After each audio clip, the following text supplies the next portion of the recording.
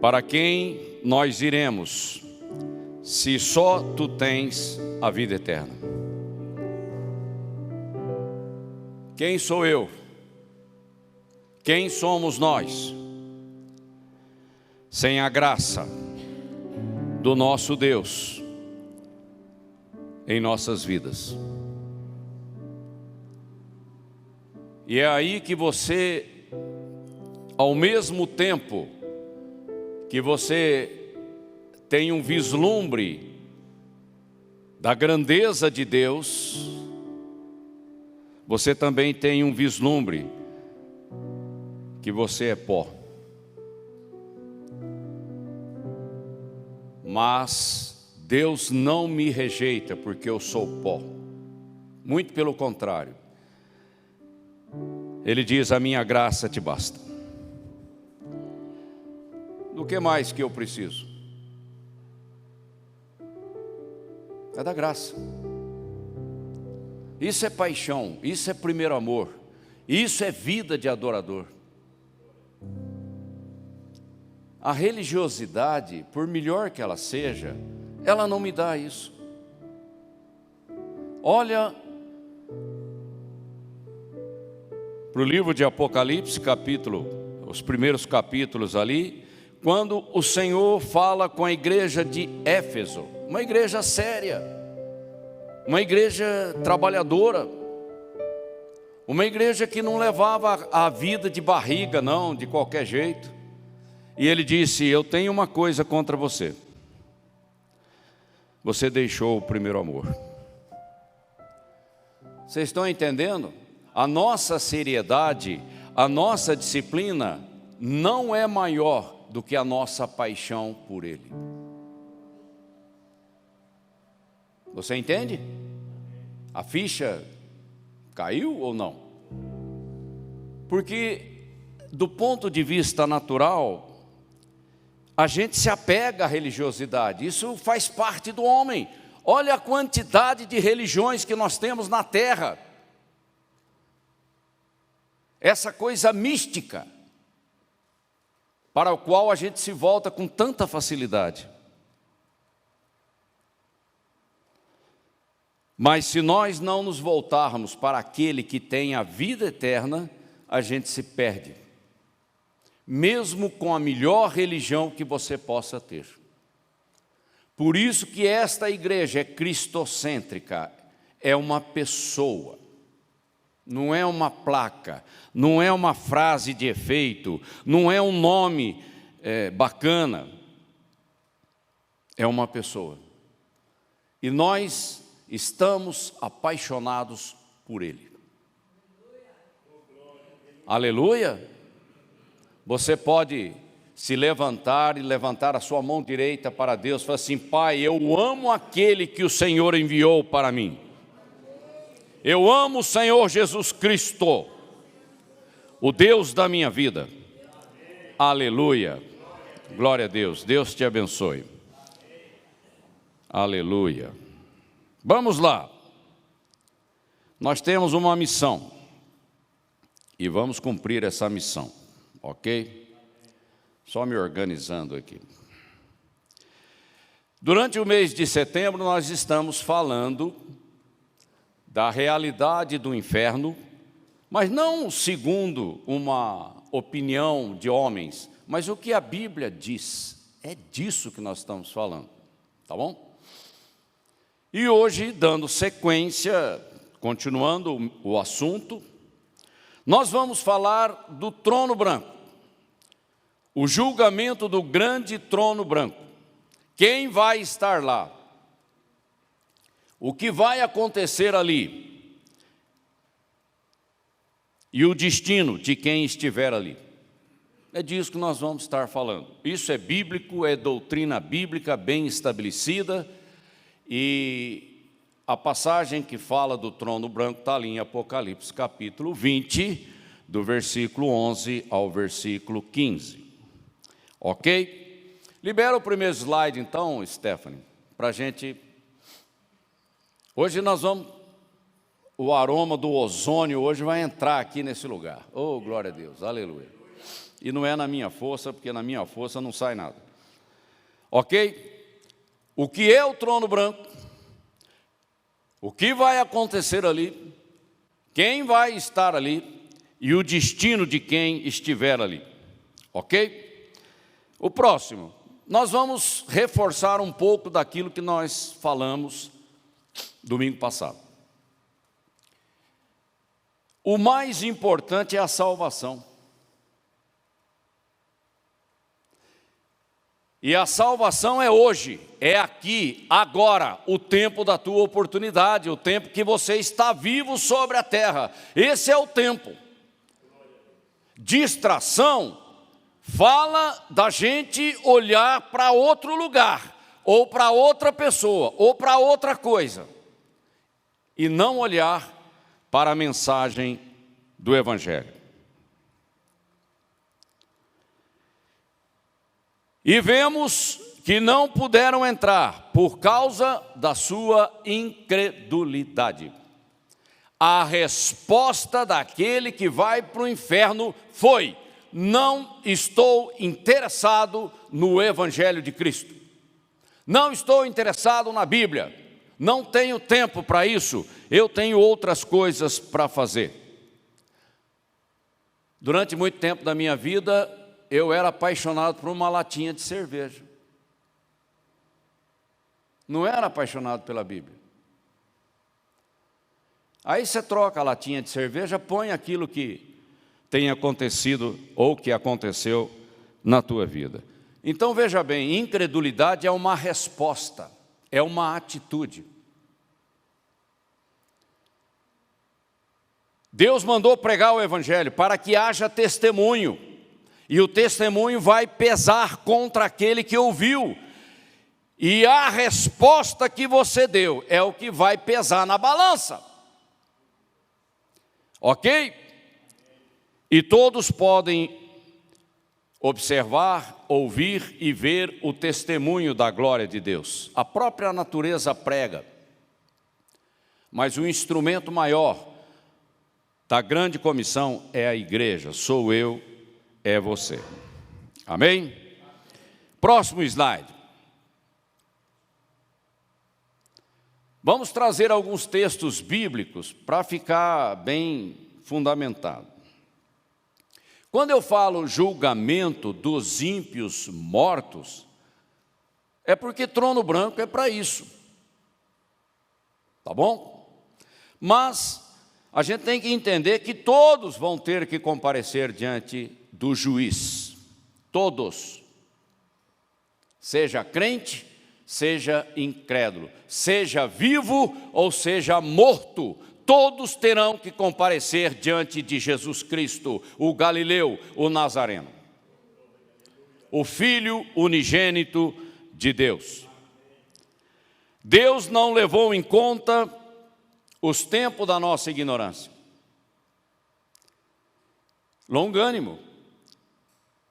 Mas agora ordena que todos os homens, em todos os lugares, em qualquer geração, não interessa, se arrependam, pois determinou na sua soberania, Deus determinou um dia em que julgará o mundo com justiça. Por meio do homem que ele levantou, Jesus, o Galileu, o Nazareno, que entrou na história humana através de uma virgem. E esse é o propósito que ele estabeleceu na sua soberania. E Deus garantiu que isso irá acontecer. Ressuscitando Jesus dentre os mortos. O único homem, eu estou falando do Filho do Homem, que está no céu, num corpo glorificado, é Jesus. Exatamente nesse momento que nós estamos. Depois mais irão. Lázaro ressuscitou, mas ele voltou para uma vida natural e morreu de novo. Os pontos fora da curva seriam Elias e Enoque, que eu não sei como é que Deus está guardando esses dois lá no céu, mas isso é problema dele, não meu, tá certo? Mas aos homens está ordenado morrerem uma vez e depois disso o juízo, tá bom? Jesus nos mandou pregar ao povo e testemunhar que ele foi constituído por Deus como juiz de vivos e mortos. Ok? Não tem mais ninguém. É ele, o Filho do Homem. E como está... Estou relembrando algumas passagens que a gente já viu a semana passada.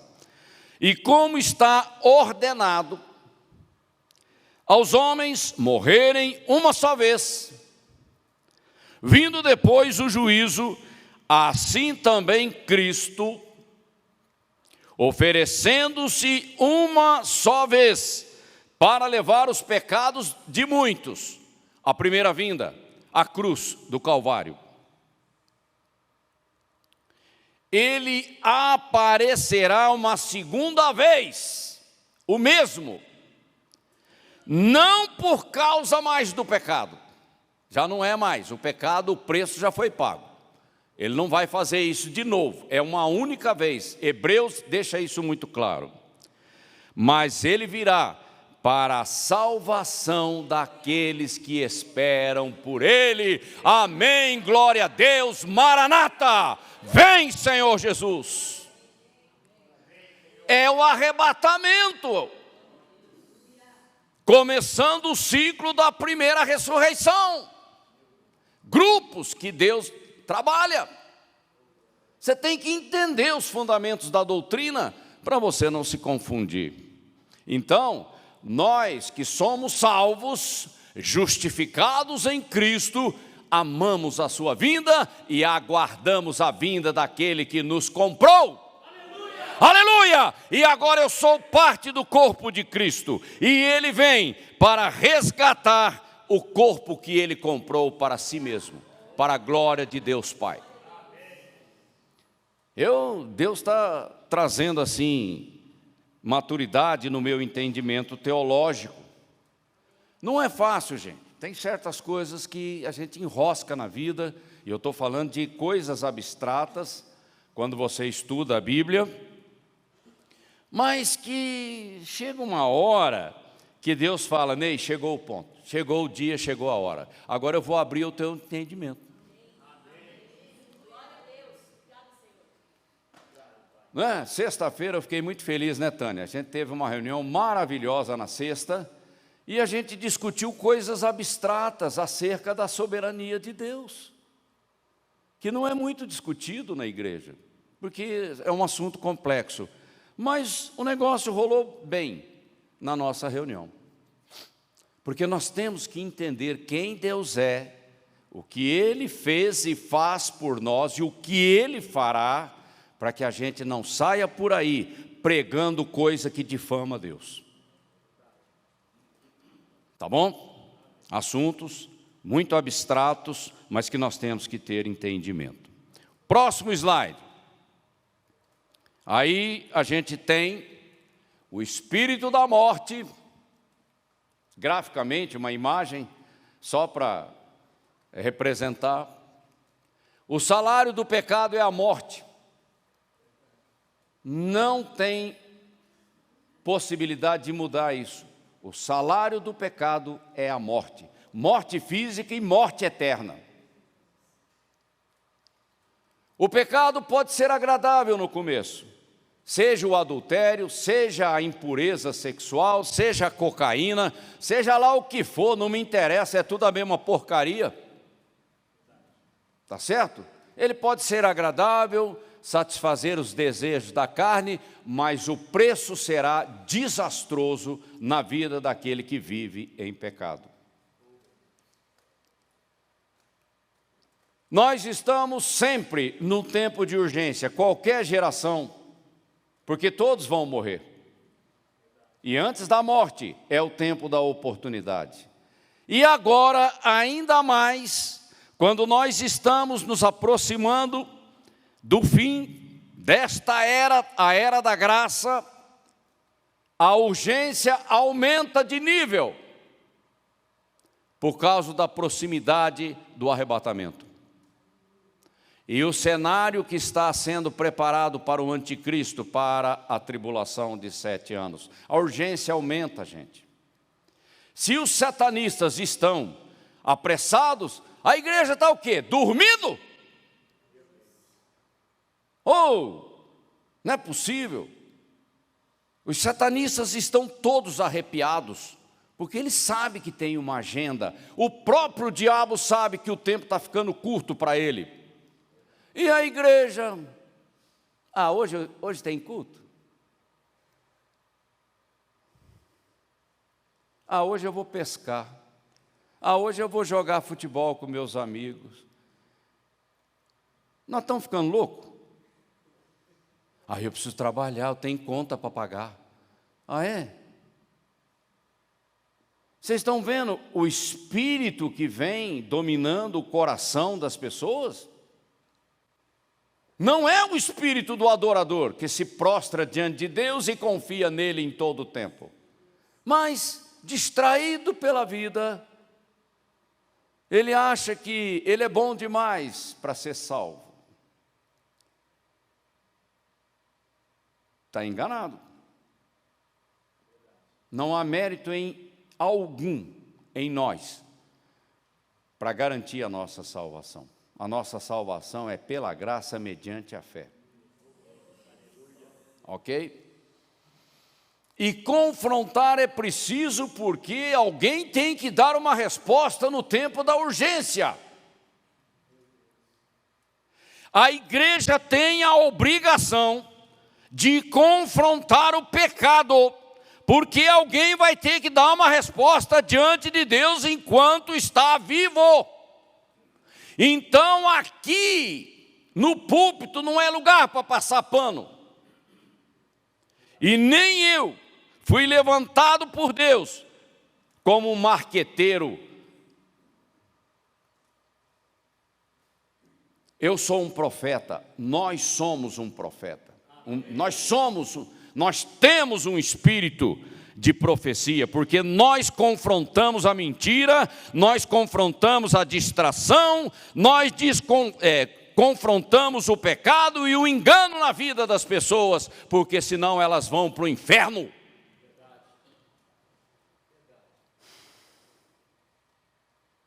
O inferno é mais real do que essa caneta que você tem na mão, Val. E o tempo da nossa oportunidade se chama hoje. Veja bem, a igreja não é lugar de entretenimento. A Keila canta muito bem, a Lohane toca maravilhosamente, e tudo isso é um espetáculo. Ué? Não é assim. Nós estamos aqui por causa de uma pessoa, o Senhor que nos comprou. E nós não estamos aqui na nossa própria força, mas sim na unção do Espírito Santo. E a igreja não é um negócio, um empreendimento, como se nós fôssemos construir uma baita de uma estrutura com visibilidade, com influência política, porque aí, né, Pérez, a gente poderia eleger uns 3 vereadores. Que falta de objetividade. Nós estamos aqui, nesse tempo de urgência, para falar de vida eterna, que vem através de Cristo. Por isso que Deus tem falado comigo, não se distraia, se concentre na mensagem. E quando foi ontem, o Espírito Santo me trouxe um texto, no livro de Gálatas, capítulo 1, do versículo 6 ao versículo 12, depois vocês leiam com calma. Se um anjo vier pregar outro evangelho que não é o meu, Paulo está falando, seja maldito. Está lá. Então, quem sobe aqui tem um compromisso com Deus de proclamar a verdade. Se ele não faz isso, é crime do ponto de vista de Deus, seja anátema. E quem ouve, cuidado, veja como você ouve, porque é resposta. E Deus vai pesar tudo isso contra nós, porque Deus é juiz, é isso. Muito bem, próximo, para a gente andar aqui no nosso tempo. Ímpios mortos. Vamos ver a lista negativa, a lista de restrição, de quem vai acabar indo para o lugar errado. E a igreja prega muito pouco sobre isso. Está lá, ó. Mas quanto aos tímidos, aos incrédulos e aos abomináveis, e aos homicidas, fornicadores, feiticeiros, idólatras, todos os mentirosos, a sua parte será no lago de fogo que arde com fogo e enxofre, que é a segunda morte. Trono branco. Ok? Ficarão de fora os cães, os feiticeiros, os que se prostituem, os homicidas e os idólatras, e qualquer que ame e pratique a mentira. Nenhuma mentira procede de Deus, não interessa. Ou não sabeis que os injustos, esse versículo eu não vou continuar, porque nós vamos ler ele num contexto um pouco maior. O próximo. A lista tem vários versículos na Bíblia que são explícitos quanto a isso. As obras da carne. O Espírito Santo milita contra a carne, porque ela não agrada a Deus. E ela está dentro de mim. Até o arrebatamento, a primeira ressurreição, eu tenho que lutar com isso em vida. Prostituição, impureza, lascívia, idolatria, feitiçaria, inimizade, porfias, ciúmes, iras, discórdias, disenções, facções, invejas, bebedices, glutonarias e coisas parecidas. A lista é infindável. Tá bom? A respeito das quais eu vos declaro, olha o apóstolo falando com autoridade, como já outrora vos preveni, ele está repetindo novamente, dando ênfase, que não herdarão o reino de Deus os que tais coisas praticam. Tem lista, viu? Tá? Ah, Deus é amor. Deus é amor, mas Ele é justo e Ele é juiz. Uma coisa que o Espírito Santo me trouxe hoje de manhã, quando Deus usa um atributo, Ele não o faz isoladamente.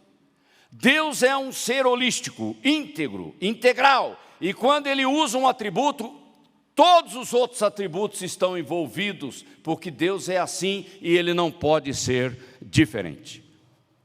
Porque senão a gente começa a querer interpretar Deus com a nossa cabecinha ruim. Assim, mortificai tudo que pertence a essa natureza terrena do velho homem, da velha natureza da carne. É para matar.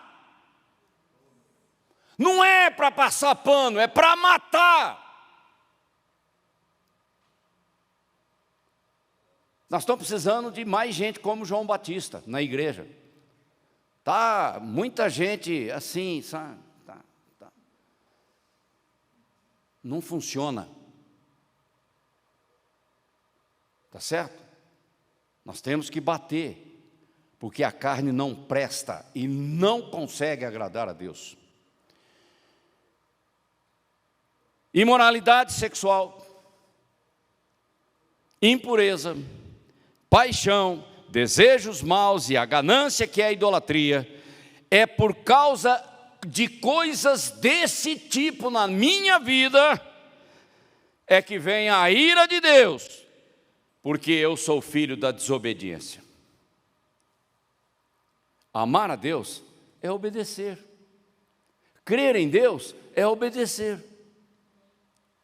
Ou você crê em Deus só para não ir para o inferno? Aí você está sendo muito esperto, né? Só que com Deus esse negócio não funciona. Tá bom? Sai fora disso. O próximo agora, a passagem aqui de Coríntios. Num contexto um pouquinho maior. Foi uma falha minha, mas tudo bem. Não sabeis que os injustos não nasceram de novo. A justificação. Não herdarão o reino de Deus? Vocês ainda não estão entendendo? Não se deixem enganar com uma pregação água com açúcar e blá blá blá. Nem os fornicadores, nem os idólatras, nem os adúlteros, nem os efeminados, nem os sodomitas, nem os ladrões, avarentos, bêbados, maldizentes, roubadores herdarão o reino de Deus. Ponto. Porque isso tudo aqui é fruto da carne. E a carne não agrada a Deus, então enrosca. Mas fostes, o tempo do verbo está no passado. Lavados, santificados, declarados justos, imputados, adotados, em nome do Senhor Jesus e no Espírito de nosso Deus. Olhem para a vida do ladrão na cruz. Ele creu e foi salvo. Ele nem teve tempo de passar pelo processo da santificação progressiva, mas ele foi salvo, justificado, a justiça de Cristo foi imputada sobre ele. Isso é uma coisa, nascer de novo. A outra coisa é o que você vai fazer com a tua vida. Aí é a santificação, é o fruto que Deus está procurando na tua vida. E aí eu faço uma pergunta que eu tenho feito recorrentemente nas minhas ministrações. Você nasceu de novo? Essa é uma pergunta que você tem que perguntar para o Espírito Santo.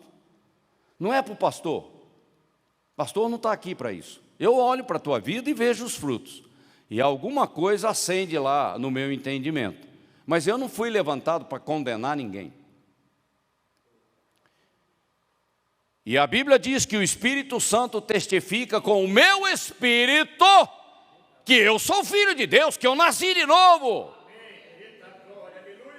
Que o meu nome está no livro da vida. Isso é um testemunho interior. Isso vem de relacionamento de intimidade. É eu e Deus.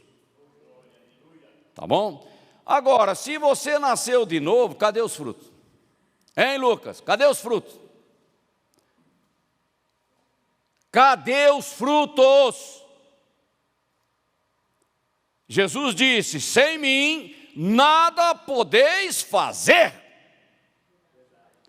E aquele que dá fruto, o Pai poda. Para quê? Qual o propósito? Para que dê ainda mais frutos. Porque o discípulo, aquele que nasceu de novo, vive para a glória de Deus. Ele não se distrai pelo caminho, não fica perdidão aí com as coisas do mundo. O próximo, para a gente entrar no nosso assunto, eu só estou montando um cenário aqui. E alguém lhe perguntou: são poucos os que são salvos, não é, Jesus? Ele falou: você tem razão, são poucos. E ele disse: esforçai-vos por entrar pela porta estreita. E ele também disse: a partir de agora, o reino de Deus é tomado à força. Hein? Pois eu vos digo que muitos vão procurar entrar e não vão encontrar essa porta. porque estão atrás de uma religiosidade, estão distraídos pela vida e nem conseguem enxergar a porta, e o tempo passa, o tempo da oportunidade passa. Entrai, atitude. Esforço é atitude. Eu ouço o Evangelho, eu dou atenção ao Evangelho, eu valorizo a mensagem e eu aplico aquilo na minha vida. Essa é a resposta que Deus está esperando de mim. Resposta. Entrai pela porta estreita, larga é a porta e espaçoso o caminho que conduz para o inferno. Para ir para o inferno, basta você ficar do jeito que está. Não precisa fazer nada. O pecado da raça já liquida a fatura. Tá bom? Eu tenho falado, o pecado no singular se refere a Adão, mas os pecados na minha vida fala da minha própria vida. Aí é 1 João capítulo 1, versículo 9 e 10. Porque na verdade os meus pecados praticados em vida através do meu corpo, eu tenho que confessar diante de Deus. Mas para ir para o inferno, não precisa fazer nada. Porque a salvação vem de você crer no Evangelho da cruz. O preço foi pago na cruz, o sangue derramado ali na cruz. Mas nem todos deram ouvidos ao Evangelho, como disse Isaías: Senhor, quem deu crédito à nossa pregação?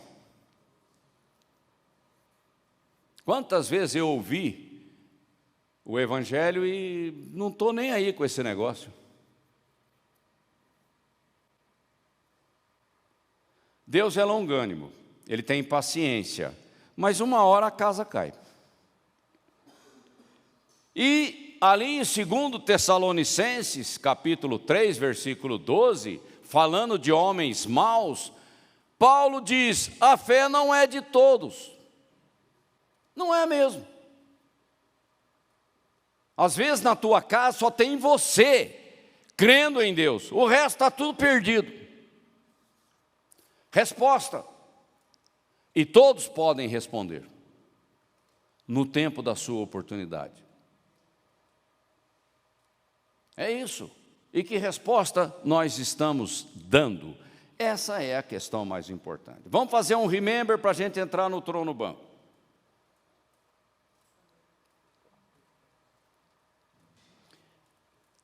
Vocês já viram isso a semana passada. O Sheol está ali no Antigo Testamento. O compartimento do justo e do injusto. Separados, mas estavam ali nas partes inferiores da terra. Depois, quando nós chegamos no Novo Testamento, aí a palavra que aparece no grego é Hades. E Jesus traz essa palavra inferno, que na verdade no grego e no hebraico não tem. Isso aí é uma maneira de traduzir um termo nos países de língua inglesa. É um lugar temporário, independente da condição da pessoa, seja justo ou injusto, estava lá, no Antigo Testamento. Está localizado no centro da terra, ou nas partes inferiores, ou nas partes mais baixas da terra, e ele tinha essas duas divisões. O justo lá no seio de Abraão, o injusto em 3 compartimentos, são termos que a Bíblia usa. Hades, inferno, Abadom, poço, abismo e tártaro. Só que abismo e tártaro é para anjos. E para homens ímpios, Hades, inferno, Abadom ou poço. Só para lembrar vocês aquilo que a gente viu a semana passada. Outro. Aí nós entramos na questão do lago de fogo, que é já uma condição eterna. Morada final dos injustos, tanto anjos quanto homens. Vai ter repartição no lago? Acredito que sim, mas eu não posso afirmar com certeza, porque a Bíblia não diz. Tá bom? Ele fica para baixo? Provavelmente, mas a Bíblia também não diz. Então, porque senão você vai começar a inventar. O seio de Abraão foi transferido por ocasião da ascensão de Cristo na sua primeira vinda. A gente já viu isso. Agora o seio de Abraão é o paraíso dos santos que está no terceiro céu diante de Deus. O lado injusto é temporário também. O cara está no inferno aguardando o quê? A segunda ressurreição. É a ressurreição da segunda morte, para comparecer diante do trono branco. E isso ocorre por ocasião da segunda vinda.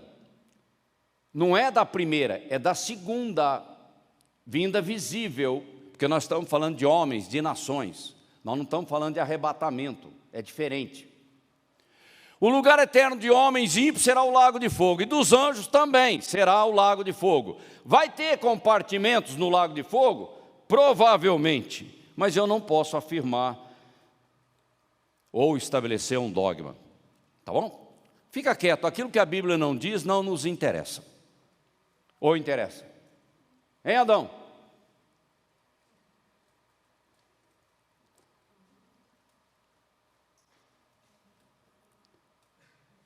Senão você vai cair da cadeira.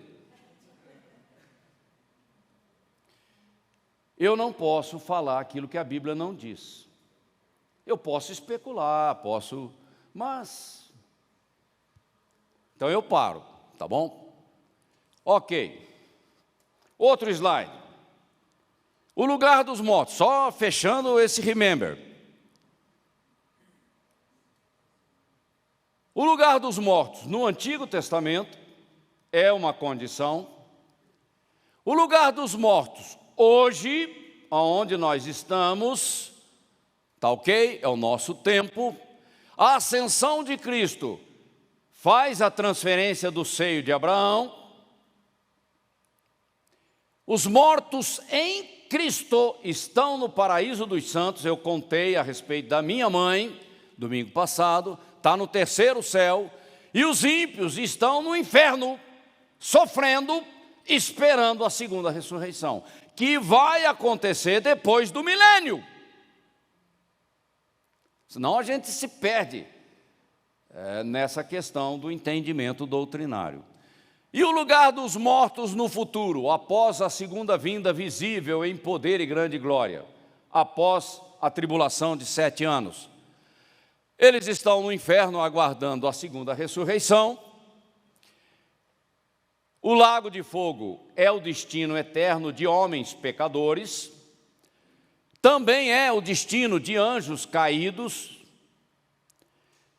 e a morada eterna dos mortos em Cristo, dos vivos em Cristo, daqueles que estão inscritos no livro da vida, que tomaram parte da primeira ressurreição. A nossa casa é a Nova Jerusalém. Está lá em João, capítulo 14. Ok? Jesus preparou moradas e Ele vem nos buscar. Próximo, para a gente correr aqui. O futuro dos crentes mortos. Vamos separar as duas categorias, tá bom? O negócio do crente que morreu em Cristo é a primeira ressurreição. Bem-aventurado aquele que toma parte na primeira ressurreição, a ressurreição da vida. Os santos serão ressuscitados após a tribulação. Aí tem aquele período de 30 mais 45 dias após os 1260 dias. Os santos da igreja é aqui no arrebatamento, que é a nossa dispensação. Aí nós estamos diante do tribunal de Cristo para receber as recompensas e as bodas do Cordeiro, que é o casamento da igreja com Jesus Cristo. Ele é o noivo e o corpo de Cristo é a noiva. E os mártires da tribulação também naquele período ali de 75 dias após a segunda metade da tribulação. Não pode ter confusão nisso, porque senão você não sabe o que pregar para os outros, tá bom? O futuro dos incrédulos, dos pecadores mortos. Eu não estou falando de vivo, estou falando de morto. É a segunda ressurreição. O corpo, eu disse que o corpo pertence a Deus, e Ele vai requerer o corpo, seja do crente, seja do incrédulo. O diabo não é dono de nada, nem casa para morar ele tem. Vão permanecer no inferno até o final do milênio, em sofrimento, em tormento. O inferno não é posada não, tá bom? Depois da segunda ressurreição, o espírito e a alma que estava no inferno se junta com o corpo ressuscitado, e aí você tem que comparar diante do juiz. Trono branco. Então, o trono branco é para quem morreu, sem Cristo, incrédulo, pecador, mas é no corpo glorificado, porque no lago de fogo, qual a diferença do lago de fogo com o inferno? No inferno está a alma e o espírito, mas o corpo está no cemitério, ou sei lá onde. Agora, no trono branco, precisa dos três para comparecer diante do juiz, porque ele vai julgar espírito, alma e corpo. É a pessoa integral, ok? E será lançado no lago de fogo. Qual que é pior, o inferno ou o lago de fogo? A Bíblia deixa claro que o lago de fogo é muito pior do que o inferno. O inferno já é uma desgraça, o lago de fogo, muito mais. Por quê?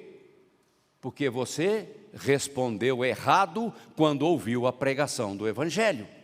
Você achou que a sua religiosidade podia resolver o seu problema. Não pode. Você tem que crer naquilo que você ouve. E esse é o tempo da nossa oportunidade. Vamos caracterizar o lago de fogo, para a gente entrar no trono branco e depois encerrar com Mateus 25. Aí está um resumo da questão do lago de fogo. Não vou discutir nada aqui, só vou mostrar isso para vocês. Os versículos estão aí, e aquele crente que não dorme na igreja e que está atento, ele vai atrás e vai estudar. Preguiça é do inferno, porque preguiça é da carne, e a carne não agrada a Deus. A gente tem que começar a chutar o pau da barraca aí de algumas coisas, de alguns comportamentos que a gente tem na vida. Tá bom? Pode ser considerado geena de fogo ou fogo eterno. Está lá o versículo. Só rapidamente aqui. Juízo ou condenação do Geena. Lugar das trevas exteriores. Fogo inextinguível. Fogo eterno. Eterna destruição ou tormento sem fim. É o que a Bíblia fala. Fornalha de fogo, tormento, pranto e ranger de dentes. Sofrimento, tormento. A escuridão das trevas. A segunda morte. A primeira morte é a morte física. A segunda morte é a morte eterna e espiritual, separado de Deus, lá no fogo, no lago de fogo. E aqui estão os versículos. Aonde o verme não morre. E lá no lago de fogo, o cidadão estará consciente. Não tem ninguém anestesiado no inferno, não. Está tudo consciente. Aliás, no nível máximo da consciência. Não dá nem para engabelar, ok? Só para vocês terem ideia do que a Bíblia diz a respeito desse tipo de coisa. Próximo slide, os 7 julgamentos que aparecem na Bíblia, porque o trono branco é um tipo de julgamento, mas a Bíblia fala, assim, de uma maneira geral, de 7 julgamentos. Primeiro, julgamento tomado por Jesus levando os pecados dos crentes, lá na cruz. Foi no passado, uma única vez, já aconteceu. Ele levou os pecados da raça humana sobre si, morte propiciatória, morte vicária, substituta, tá bom? Diariamente, está ali em Coríntios, examinai-vos a vós mesmos, todo dia, toda hora. Não é só no dia da Santa Ceia, não. Falou uma palavrinha errada para o seu marido, pode consertar com Deus, que vai pesar, e vice-versa. Não tem que esperar a Santa Ceia para isso. Você é consciente. Futuro, julgamento das obras, galardões, é o tribunal de Cristo, está para acontecer, está no horizonte. Isso depois do arrebatamento. Julgamento dos indivíduos gentios. Ali em Mateus 25, que eu vou comentar já, então não vou entrar em detalhes. Julgamento de Israel como nação também. Corporativamente Israel será julgado como nação eleita, escolhida por Deus. E só vai entrar um remanescente. Tá bom? Está aí os versículos que vocês podem consultar. O próximo. Anjos caídos, também é um julgamento futuro. O julgamento final de todos os homens ímpios, perdidos, tribunal, o trono branco, é futuro também. E aqui nós podemos separar o anticristo, o falso profeta e o diabo e a morte serão lançados no lago de fogo. Aliás, uma curiosidade é que a primeira besta e a segunda besta do Apocalipse serão lançados vivos no lago de fogo. Eu nem sei o que isso significa. Ali, por ocasião do final da campanha do Armagedon. E o julgamento final de todos os demais homens perdidos será o grande julgamento do trono branco. Quando esse trono branco é instalado, o céu e a terra desaparecem da presença daquele que está assentado no trono, Cristo. Desaparece. Não se achou lugar para eles. É a primeira criação.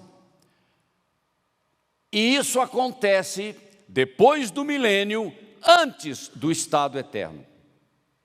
Então, aquele timeline profético, escatológico da Bíblia, você tem que ter de cor na sua cabeça, para você entender a sequência dos acontecimentos e dos eventos. Tá bom? Vamos então entrar no trono branco, o próximo.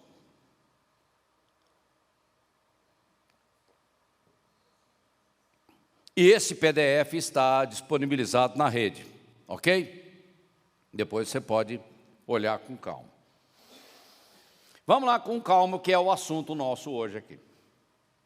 Após o milênio, após o lançamento do diabo no lago de fogo, aí Deus estabelece o trono branco. Esse é o momento, é o tempo. Jesus glorificado está assentado sobre esse trono.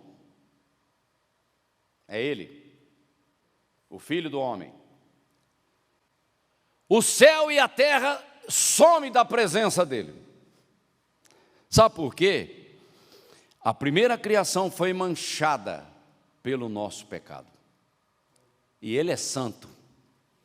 Então, pecado na presença dEle não permanece. Ele vai renovar a criação de Deus. Os mortos ímpios de todas as eras, começando por lá em Caim e Abel, Adão e Eva, vão comparecer diante dele. Não tem ninguém que escape. Tá bom? Aí abriram-se os livros. Quando a Bíblia fala de livros no plural, é livro de obras, porque tudo o que você faz é anotado nos livros. Anjos anotam, para que sirva de testemunho contra você. E tem gente pecando, achando que está tudo bem, está nada, está sendo registrado. Cuidado. Isso deve trazer temor no nosso coração. E abriu-se o livro da vida. Aliás, o Cordeiro que pagou o preço da redenção é o livro da vida. É quem abraçou o Evangelho pela fé. Quem respondeu corretamente à pregação do Evangelho. Como ouvirão se não há quem pregue? Como crerão se eles não ouvirem? Romanos 10. Ok? A grande comissão é para isso. Ide por todo o mundo e pregai o Evangelho a toda criatura, conforme está lá em Marcos. Os mortos foram julgados segundo o que estava escrito nos livros. Pega a ficha corrida de fulano. Segundo as suas obras. Sabe o que significa isso? O que você fez através do seu corpo. Porque o seu corpo é para a glória de Deus. E você está usando os membros do teu corpo para quê? Para o pecado?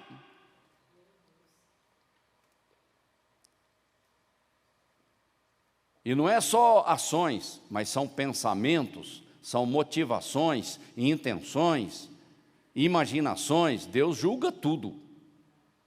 Tá bom? Aquilo que foi feito através do corpo em vida, veja o paralelo com o tribunal de Cristo, é parecido. Só que lá no tribunal de Cristo você já foi justificado. Então a questão é recompensa.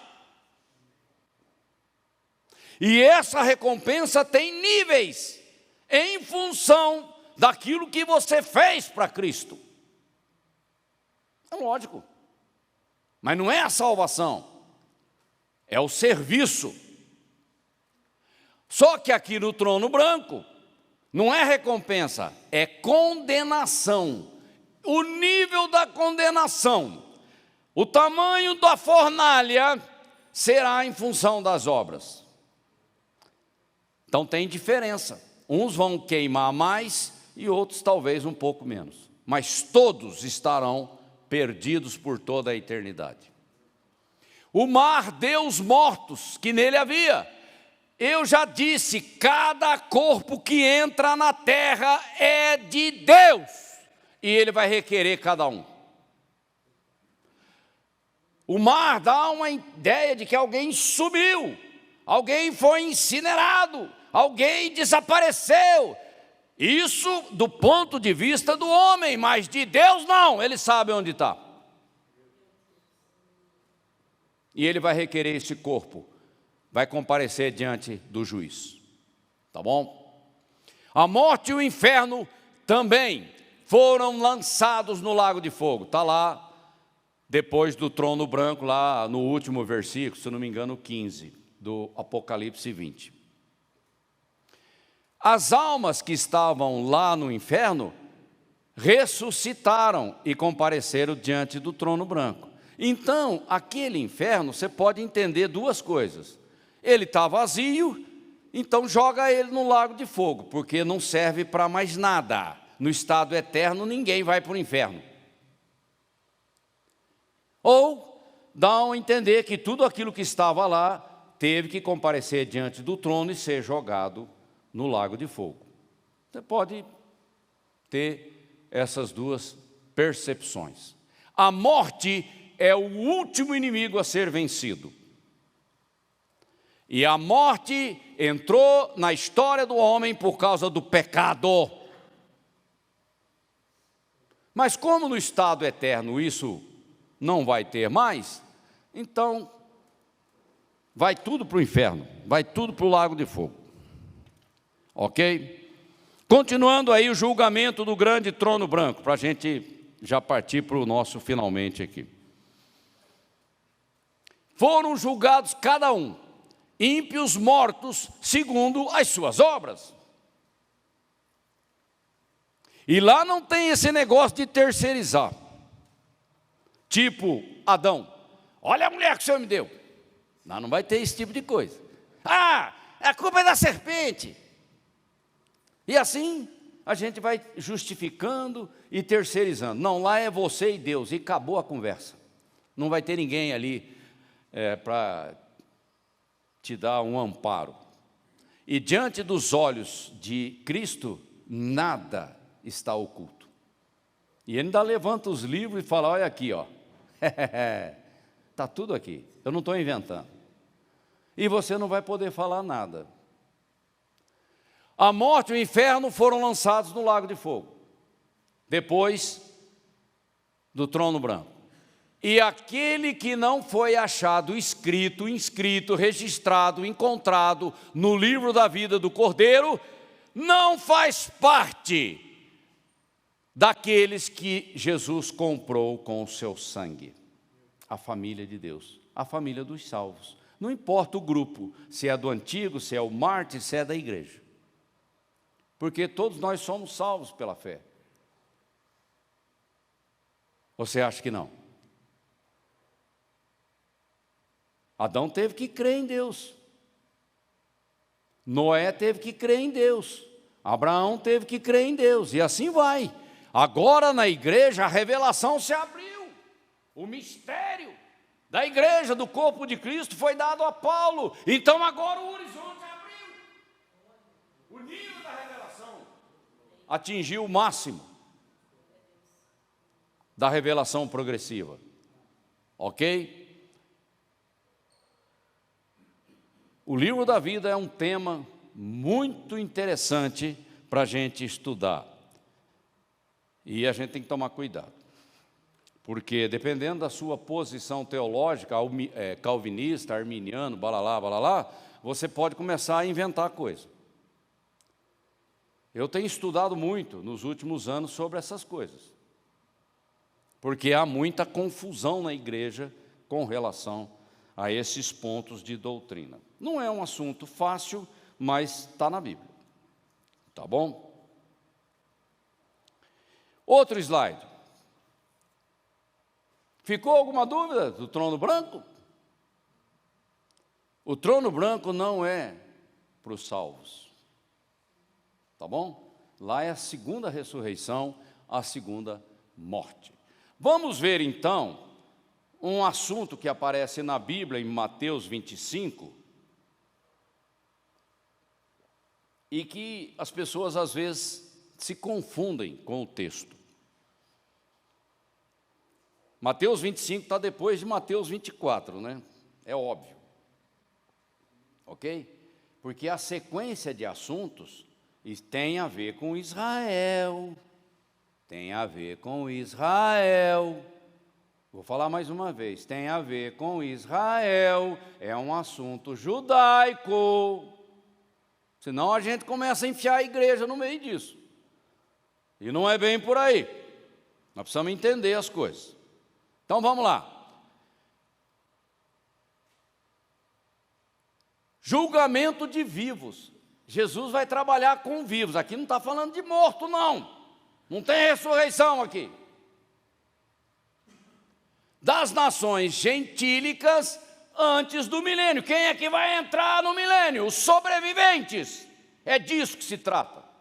Tanto de judeus quanto de gentios, o remanescente. E o remanescente é 1/3. Então, pelo menos, mais de 4 bilhões de pessoas vão desaparecer. Olha a população que nós temos hoje, 8 bilhões. Vai entrar 2,5, o resto vai embora. Por isso que a porta é estreita. Tá? Timóteo, ele diz, ele vem para julgar vivos e mortos. Ele julga tanto um quanto o outro. Cada um no seu momento, tanto na sua vinda quanto no seu reino. Na sua vinda, estamos falando da sua segunda vinda em 2 fases. A primeira fase para a igreja e a segunda fase para Israel e para as nações. E aí eu tenho que introduzir o assunto da ressurreição. Então está falando de morto. Mas no seu reino falando e apontando para o milênio, eu tenho que falar de vivos. Apesar que no arrebatamento, os vivos serão transformados. Mas não é julgamento, simplesmente serão transformados e vão se encontrar com o Senhor nos ares. Aqui nós estamos falando de julgamento. Jesus em sua segunda vinda visível em poder e grande glória. É no final da tribulação, antes de introduzir o milênio. Virá na glória do seu Pai. É a segunda vinda visível em poder e grande glória. A igreja já não está mais aqui. Já foi. Está lá, tá bom? Ele se assentará no trono de sua glória.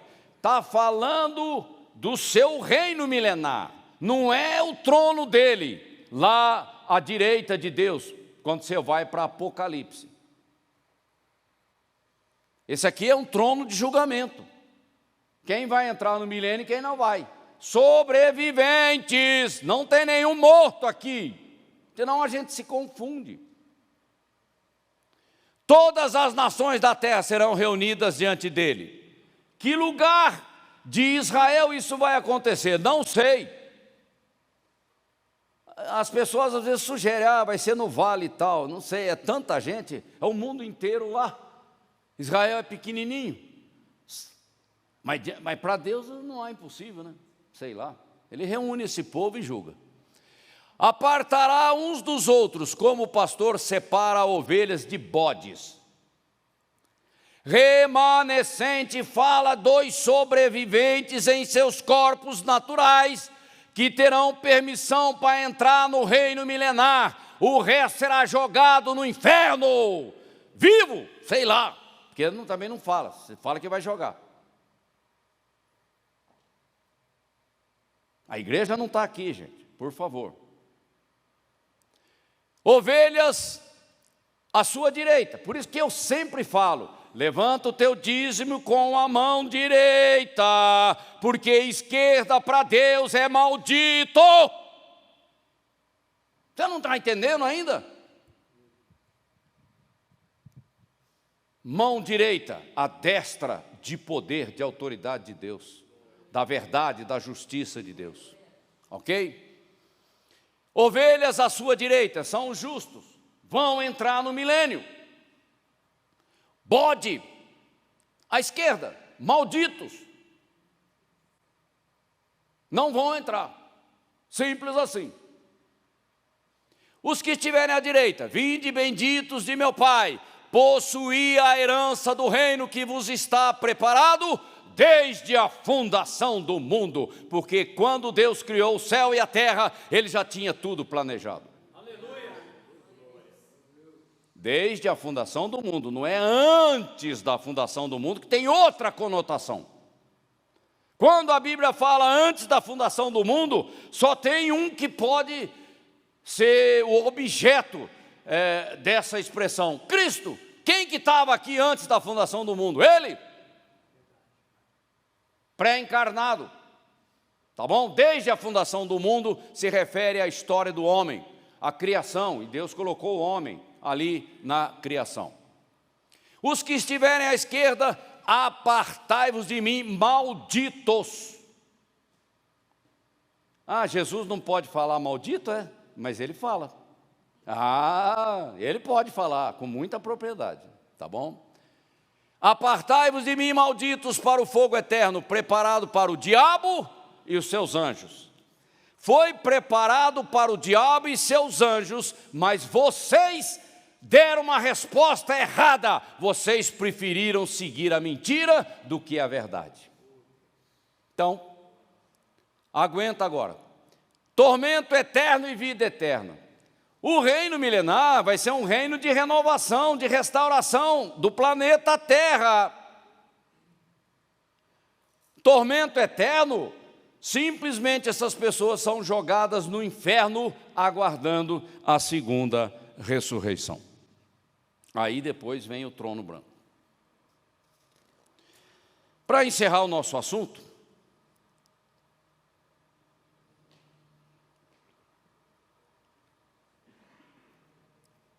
o inferno não é para nós, gente. Você está preocupado? Eu não estou. O inferno é para quem rejeita o Evangelho. Não é para a igreja. Ok? O próximo slide, Stephanie.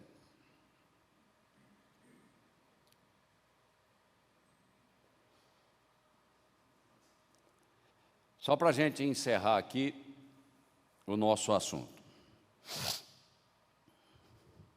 Dá uma relaxada aí, porque esse tipo de assunto é meio pesado, não é não? Eu mandei acordar você, porque você tem que ouvir, cara. Oh, caramba. Bem-aventurado winner, vencedor, vitorioso, glória a Deus, aleluia. Aquele que confiou em ti no tempo da sua oportunidade em vida. Oh. Glória a Deus. Né? Sou uma nova criatura, tenho uma nova identidade.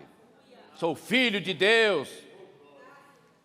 Vivo com o propósito de agradá-lo, de adorá-lo, de celebrá-lo, de servi-lo. Esse é o propósito da minha vida, não é ganhar dinheiro. Ganhar dinheiro vem depois. Porque se eu te der $1 bilhão, o que você vai fazer com esse dinheiro?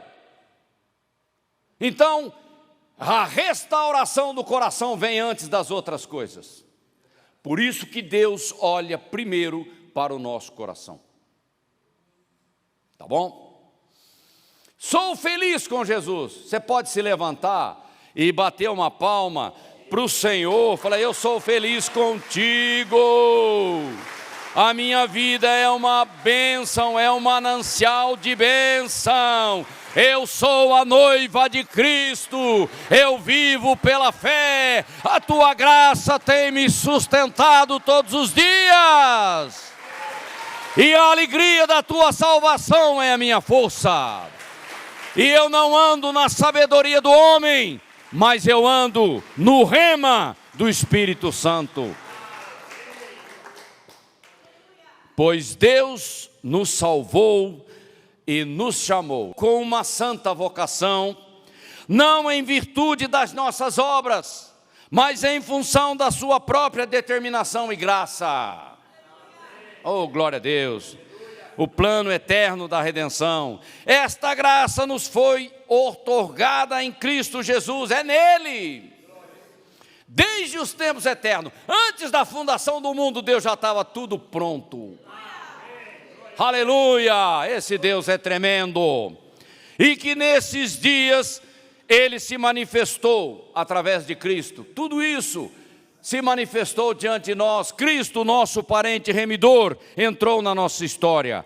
E olha aqui o que ele diz: e ele aniquilou a morte e trouxe a exuberância da vida eterna. Aleluia! Isso é igreja. E eu já ressurgi com Cristo. O que me poderá fazer o homem? Hein, Adão? Nada. Mas vai te matar. E daí? Melhor é estar com o Senhor. Ok? E no tempo da minha oportunidade, eu vou servir a Cristo e ganhar muitos para Ele. Amém? Estenda a sua mão direita. A mão direita da autoridade da escolha, do livre-arbítrio. Pai, que o teu amor poderoso guarde cada filho, ó Deus, nessa caminhada em que nós estamos. Que a graça do nosso Senhor Jesus Cristo, que nos comprou eternamente, somos dele, que ela nos capacite a viver para a glória do teu nome. Deus, que as consolações do Espírito estejam conosco a cada momento, nos orientando, nos dando direção, para andarmos em vitória, e toda a honra e toda a glória sejam dadas a ti, Senhor. Que Deus te abençoe, que você tenha uma semana maravilhosa, e Deus faça algo tremendo com você e através de você.